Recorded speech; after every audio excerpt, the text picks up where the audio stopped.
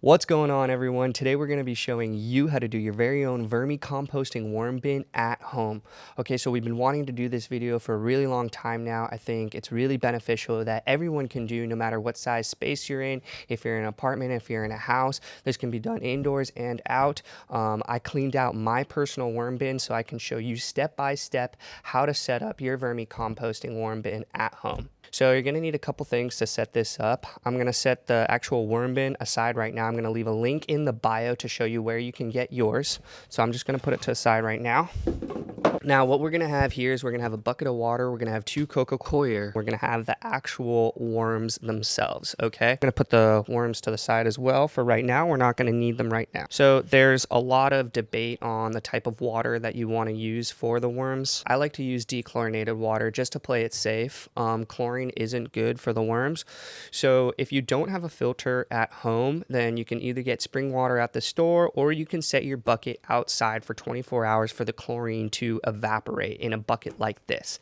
Now, chlorine will evaporate, but chloramine will not evaporate. Just know that. So if you are concerned that your tap water does contain chloramine, then just get some spring water from the store or get like a mini RO system or something like that. What we're going to do is we're going to get these 2 bricks of coco coir, and this is going to be our bedding. We're going to open these up and we're going to let them sit in this dechlorinated filtered water. So as you can see here, I'm unpacking the coco coir and it's just really dense like a brick. I'm going to be putting it into the dechlorinated water. I'm going to make sure that it absorbs all of the water and turns into a really nice bedding for the worms. Swish it around, break it down, and don't worry about it being too wet because all the excess water will just flow to the bottom and then you can drain it out later.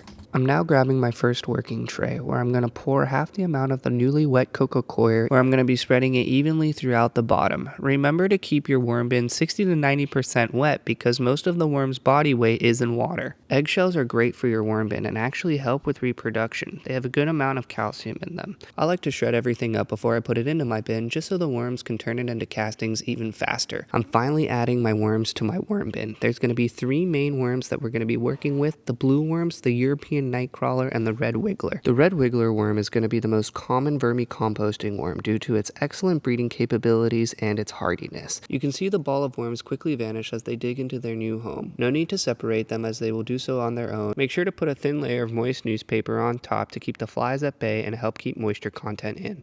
Now I'm grabbing my second tray, putting it on top of the first. We're going to repeat the process we did earlier. Usually you keep adding scraps to the first tray until your bin is full of castings, but for the sake of this video, I'm adding food scraps to the second tray as well, so both will be working.